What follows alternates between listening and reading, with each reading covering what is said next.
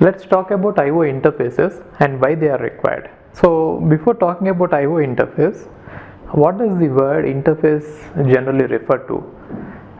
Whenever you have two separate units or two separate parts, the point where they meet, that is called as interface. In general, that is the meaning of it.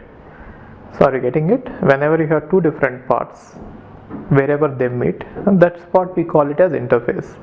So here, coming to I/O devices, of course these two different parts are, one is I/O devices and the other one is CPU. Now the meeting point of these two devices is called as interface.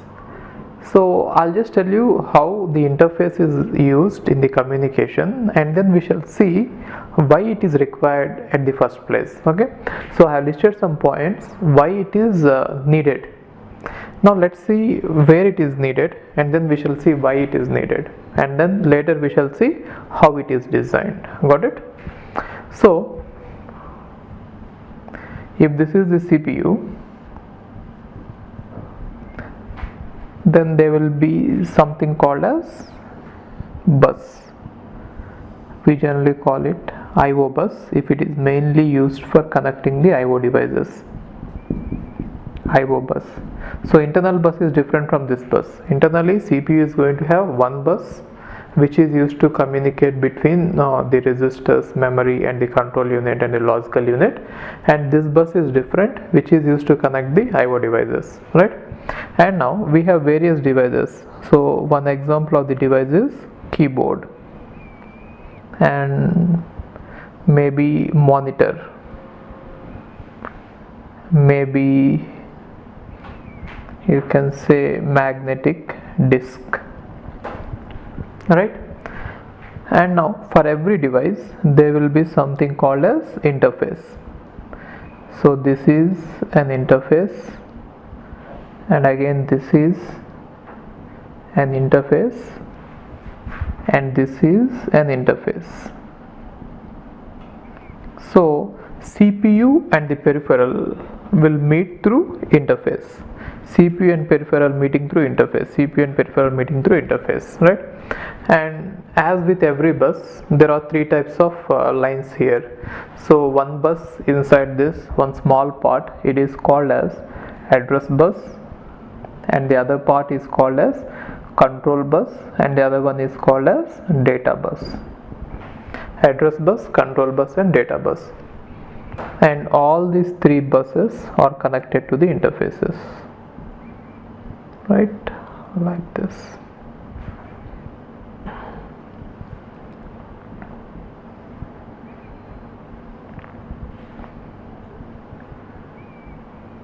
And now these interfaces are connected to the devices, right? So this is how in general we are using the interface. So interface is a device, if you see it, where it is present is between the device, the CPU, and the I/O peripheral, right? Either a keyboard or a monitor or a mouse or a magnetic disc, whatever you connect to the computer, we call them as I/O interfaces, I/O peripherals, and they are connected through the interfaces. Now why is this interface required? Why is this part required at all? Why can't we directly connect this device to the CPU? Is there are various reasons. First reason is peripherals are electromechanical or electronic devices, but CPU and memory are electronic devices, and so the signal conversion may be required. So the meaning of this one is the way these devices operate is different. So if you look at CPU and memory, they work with voltages, so they are purely electronic devices, right? But if you look at this keyboard, it is a mechanical device, right, where we press. And then if you look at this monitor, it is magnetic device, right? Cathode ray tube and all are going to be there. And now they are LED, but anyway their signals are different from the signals that we use inside the CPU, and so there should be a conversion. So whenever someone types something here, the signals which are mechanical have to be converted to electric, right? So the conversion of the signals are required. That is the first point why we need them.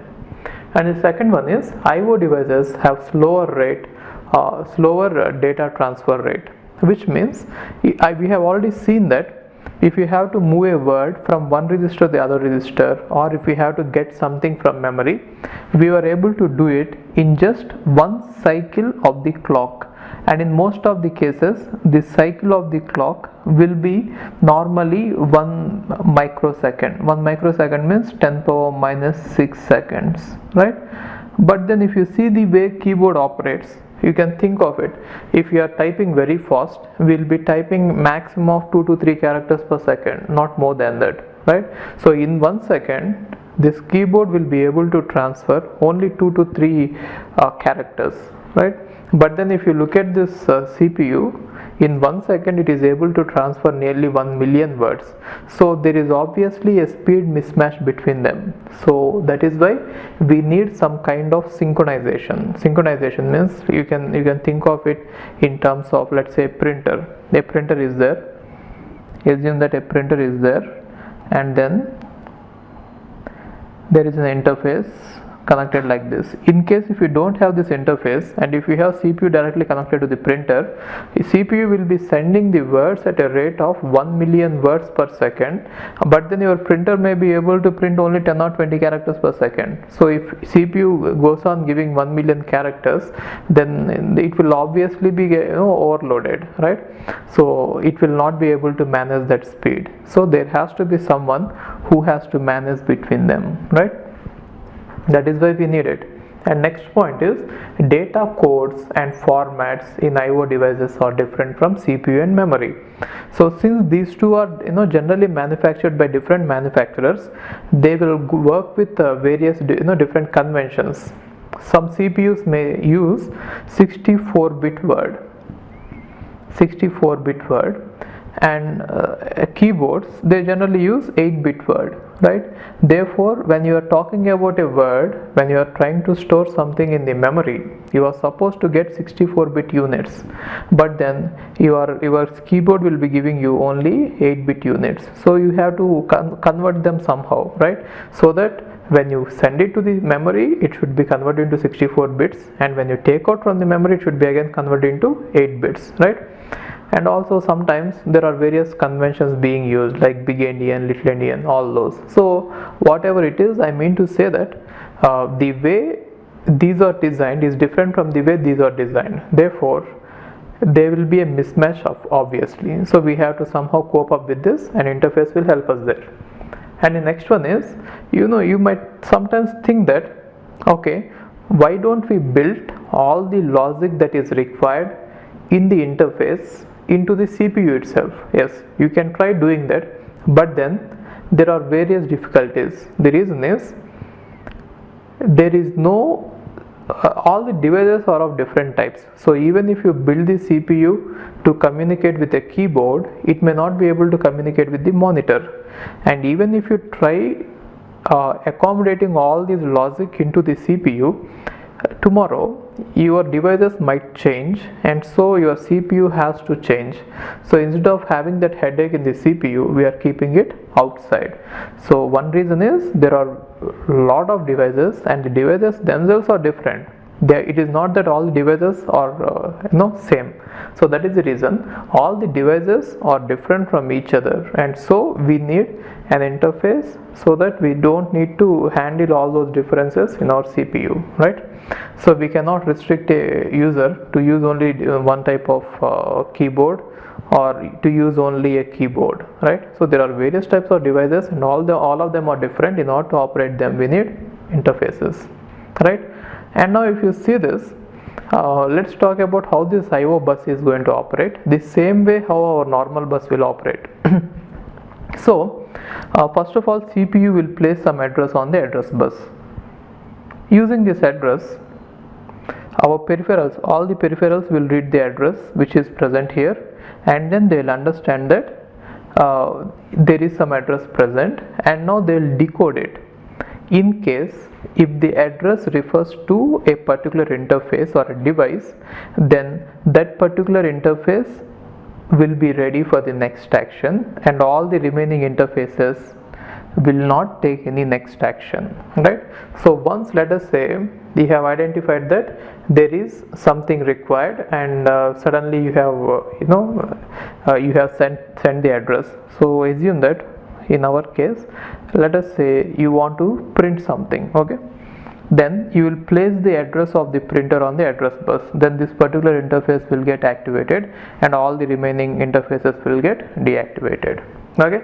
And the next thing is you will send something called as control, right? And this control is nothing but an IO instruction or a IO command. So generally IO instructions are called as IO commands, just to have a different type of terminology, nothing else. So just to keep them different from the normal instructions, we call them as commands. So we are going to put some command here, and after putting the command, then we'll either read the data or write the data on the data bus using the action that we require. I'll just give you an example, okay? See this. Now let us say we have selected the printer, and now there are various types of commands that you might give on the control bus. So one type of command the one type of command is called as control command. Control command. So control command means you might try to altering the status of the device. For example, you might ask a printer to load a new page, or you might ask a printer to move the page to the right or left or up or down. So if you are trying to do such things, that is called as control command, right? And then the second type of commands which we generally give through control this bus is status commands. So status commands are generally used to find the status of the device, to know whether the device is switched on, or to know whether the device is ready to accept the data, or to know whether there has been an error in the previous transaction, right? So anyway, status is just used to find out what is the present status of the device, whether it is ready or it is not ready. And after finding out, there are two types of actions or commands that we send based on the type of device it is, right? So we give the commands to read the data or to write the data, which means input command and output command. So input command is used to read the data from the device, and output command is used to write the data to the device. If I give input command, it is not applicable in case of a printer. Printer is only output device. Let us say if it is a magnetic disk, if I give input command, it means that you please place the word into the register in the interface, and we will read the word from the interface into our memory. If you are talking about output command, it means that you are sending some data on the bus and you are supposed to write it outside. Got it? So this is how we are going to have IO bus, and then along with the IO bus, the interfaces, and CPU is going to send some instructions by which we are going to execute the commands.